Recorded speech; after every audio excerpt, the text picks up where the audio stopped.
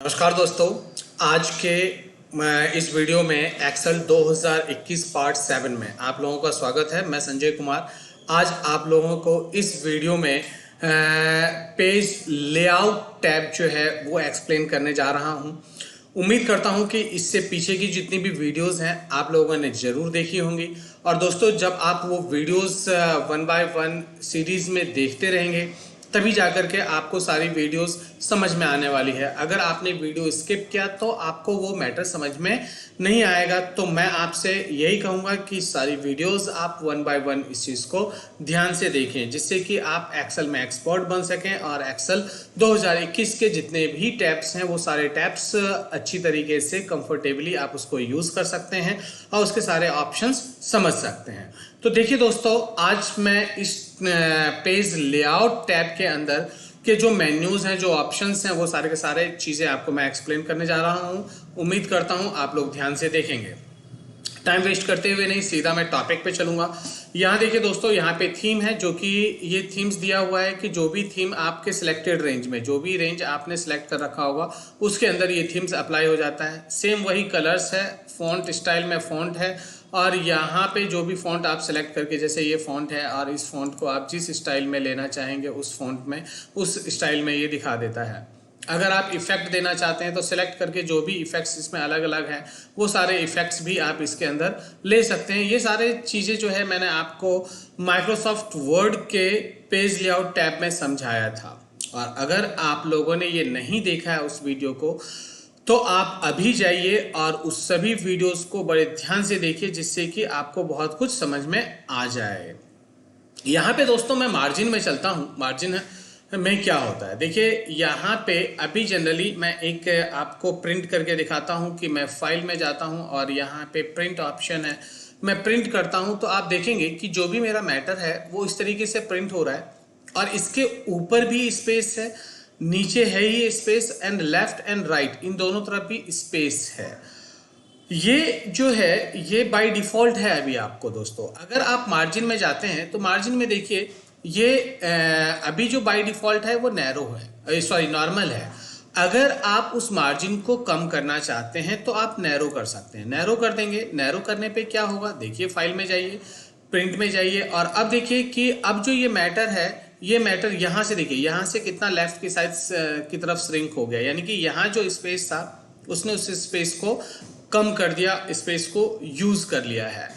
अगर आप मार्जिन में जाते हैं और वाइड कर देते हैं तो वाइड में क्या होगा, स्क्रीन का साइज और ज़्यादा हो जाएगा, मैटर आपका जो है वो एक पेज में कम आएगा। देखिए आप जाइए यहाँ पे प्रीव्यू देखिए, देखिए आपका जो है फिर से स्पेस चारों तरफ से बढ़ गया। यहाँ देखिए कितना स्पेस हो गया है। तो जितना ज़्यादा स्पेस बढ़ता जाएगा उस हिसाब से जो है वो पेज की मार्जिन कम होती चली जाएगी। यहाँ पे आप जनरली जो है वो नैरो यूज़ कीजिए, ठीक है ना। नैरो जनरली हम लोग भी जो यूज़ करते हैं वो नैरो ही यूज़ करते हैं। बाकी इसके अलावा अगर आपको कोई और यूज़ करना है, कम ज़्यादा करना है, तो आप पेज सेटअप की मदद से इसको कम ज़्यादा कर सकते हैं, पेज की मार्जिन को सेट कर सकते हैं। यहाँ पे नेक्स्ट आता है दोस्तों ओरिएंटेशन। ओरिएंटेशन क्या होता है दोस्तों, ओरिएंटेशन के अंदर पेज जो है वो पोर्ट्रेट, यहाँ देखिए पोर्ट्रेट एंड लैंडस्केप दिखा रहा है, हॉरिजॉन्टल एंड वर्टिकली। अभी अगर आप देखें फाइल में जाइए, प्रिंट में जाइए, तो आप देखेंगे कि आपका पेज पोर्ट्रेट में है। ये क्या दिख रहा है, पोर्ट्रेट में है।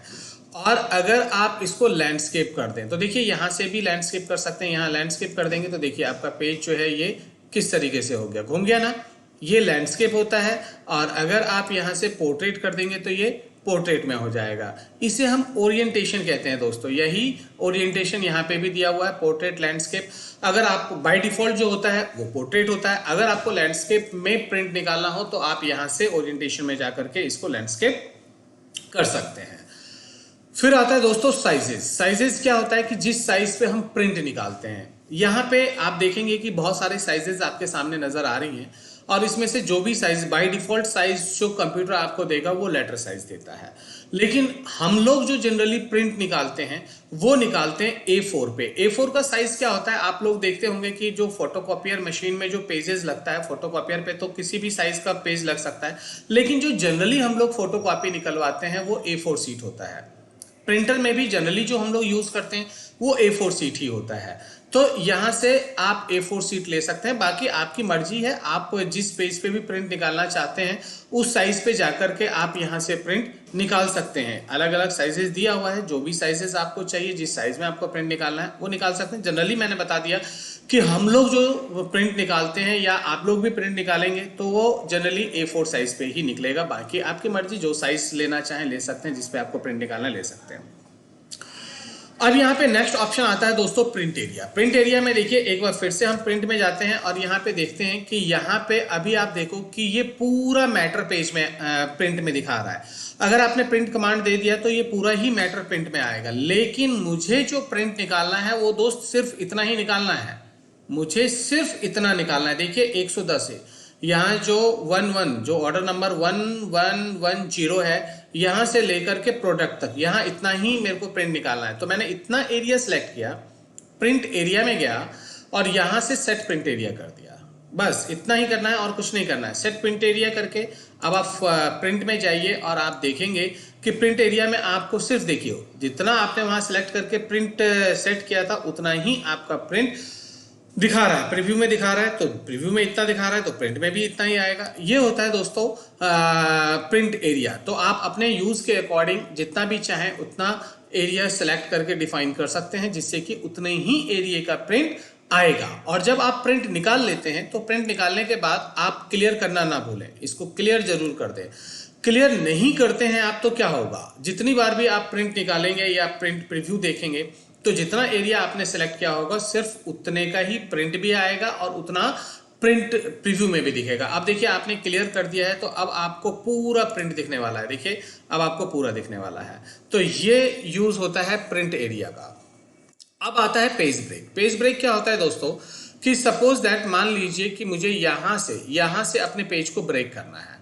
अब ये ब्रेक करके क्या फायदा होगा, अभी हमने कर्सर यहाँ रखा, यहाँ पे ब्रेक पे गए और यहाँ से हमने इंसर्ट पेज ब्रेक कर दिया।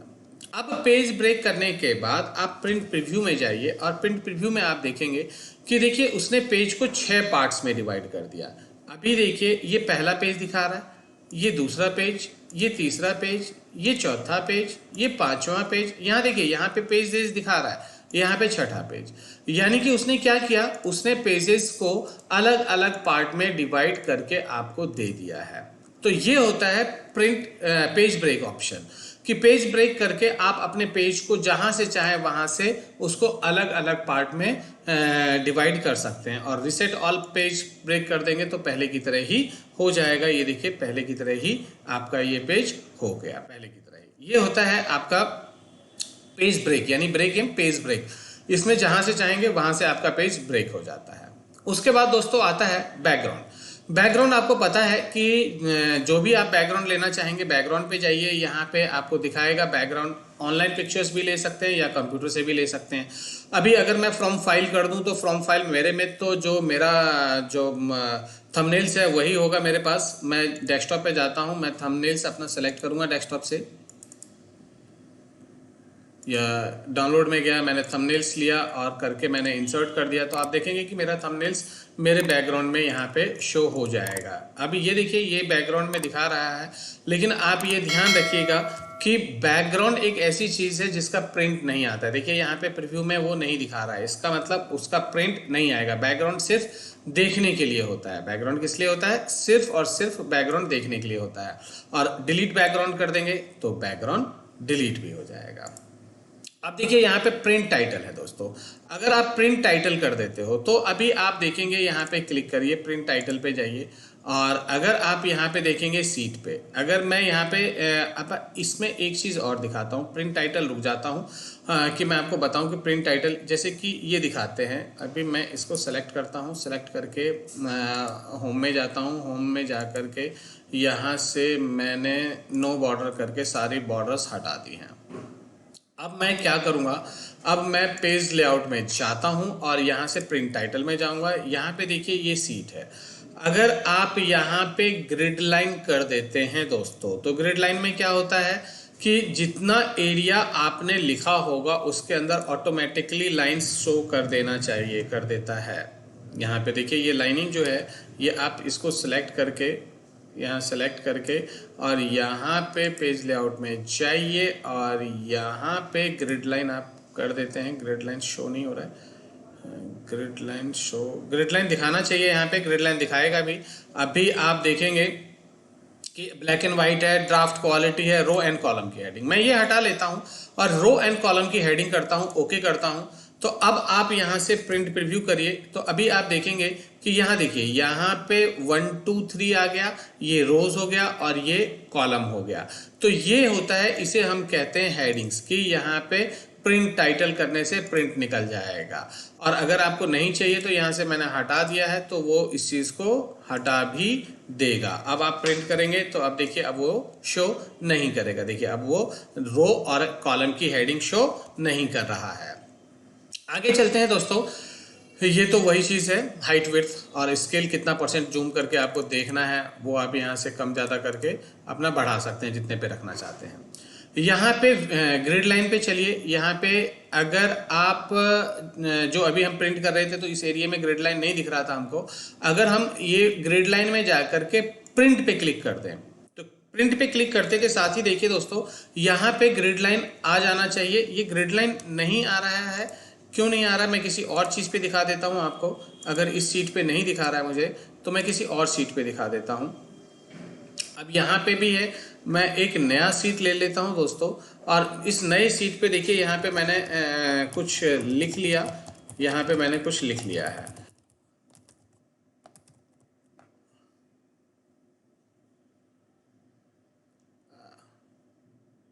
यहाँ पे ये सारा काम कर रहा है जो भी मैंने लिख दिया है। अगर आप देखेंगे कि इतने एरिया को मैं यहाँ से ड्रैग कर लेता हूँ, अभी आप देखेंगे ये लिख लिया।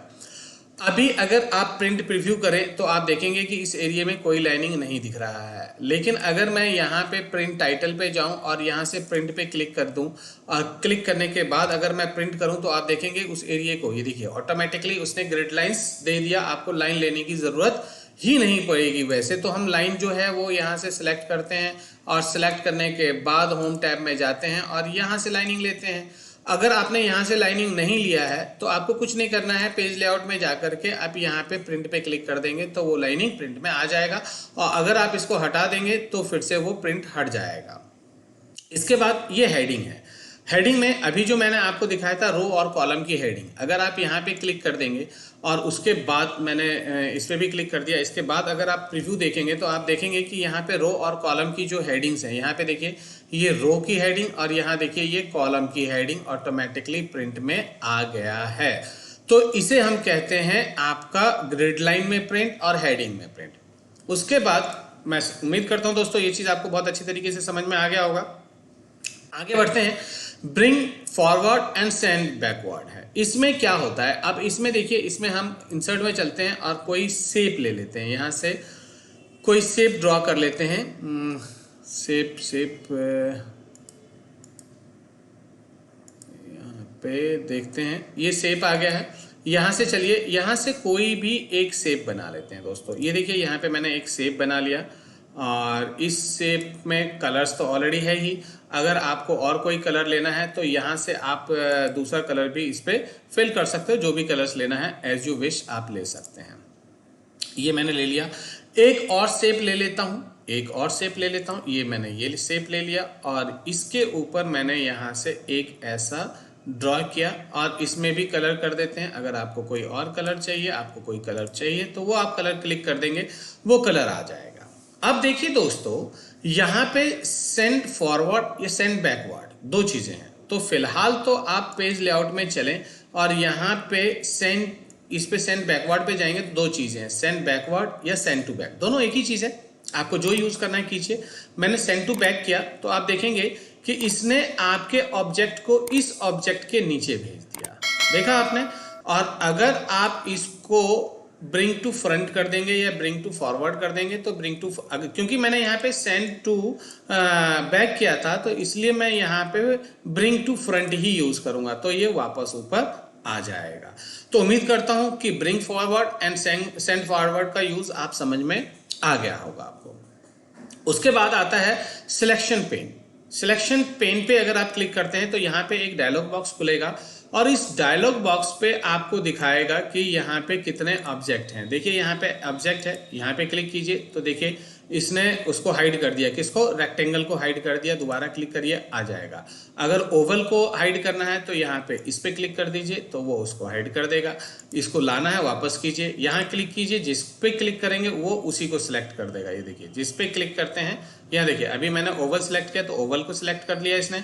अगर आप रेक्टेंगुलर पे क्लिक कर देंगे तो इसको हटा के और रेक्टेंगुलर पे इसको सिलेक्ट कर दिया। तो उम्मीद करता हूँ दोस्तों पेन भी आपको समझ में आ गया होगा। अब आता है अलाइनमेंट। यहाँ पे अलाइंड देखिए, यहाँ पे अलग अलग अलाइनमेंट है। इस ऑब्जेक्ट को मैं सेलेक्ट करता हूँ, सेलेक्ट करके अलाइन पे चलता हूँ और यहाँ पे अच्छा चलिए इन दोनों ऑब्जेक्ट को सिलेक्ट कर लेते हैं। कंट्रोल बटन दबा के, कीबोर्ड से कंट्रोल बटन दबा के आप ऑब्जेक्ट पे क्लिक करेंगे तो दोनों ऑब्जेक्ट सिलेक्ट हो जाएगा।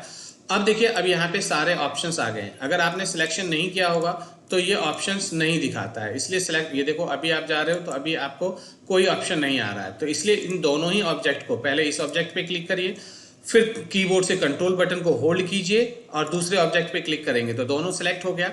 अब आप यहाँ पे अलाइन में जाइए, देखिए सारे आ गया। अगर आप यहाँ पे लेफ्ट की तरफ कर देंगे तो देखिए आपका ये ऑब्जेक्ट लेफ्ट की तरफ चला गया। अगर आप यहाँ पे राइट कर देंगे तो देखिए राइट की तरफ चला गया। अगर आप इसको यहाँ पे सेंटर कर देंगे तो सेंटर में आ जाएगा।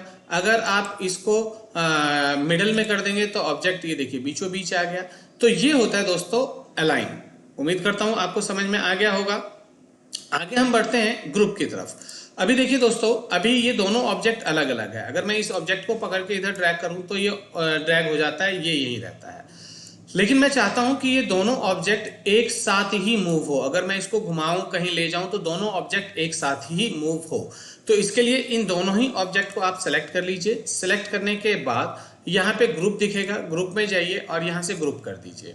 अब ये ग्रुप हो गया। अब देखिए अगर आप इसको छोटा करते हो तो दोनों ऑब्जेक्ट छोटा हो जाएगा, अगर बड़ा करोगे तो दोनों ही ऑब्जेक्ट आपका बड़ा भी हो जाता है। और जब आप इसको कहीं भी मूव करते हो तो देखिए ये मूव भी हो रहा है एक साथ, देख रहे हैं आप, ये होता है ग्रुप। तो इस तरीके से कोई भी ऑब्जेक्ट से पिक्चर सेलेक्ट करके आप ग्रुप में कन्वर्ट कर सकते हैं। लास्ट ऑप्शन आता है दोस्तों यहाँ पे रोटेट। अगर मुझे इसको कहीं पे भी किसी भी एंगल पे रोटेट करना है तो देखिए यहाँ पे रोटेट 90 डिग्री, रोटेट हो गया। अगर आप यहाँ पे वर्टिकल कर देंगे, वर्टिकल, हॉरिजेंटल कर देंगे तो हॉरिजेंटल में ये फ्लिप हो जाएगा। तो ये था दोस्तों रोटेट। उम्मीद करता हूं कि इस पेज लेआउट टैब में सारे ऑप्शंस मैंने आपको अच्छी तरीके से समझाया होगा और आपको समझ में भी आया होगा। दोस्तों अगर ये वीडियो आपको अच्छा लगा हो और इसमें आपने कुछ नया चीज सीखा है तो मेरे वीडियो को जरूर लाइक करिएगा और चैनल को सब्सक्राइब तो जरूर करिएगा और मेरी वीडियोस को शेयर भी जरूर कीजिएगा। अब हम मिलते हैं नेक्स्ट वीडियो में, तब तक गुड बाय।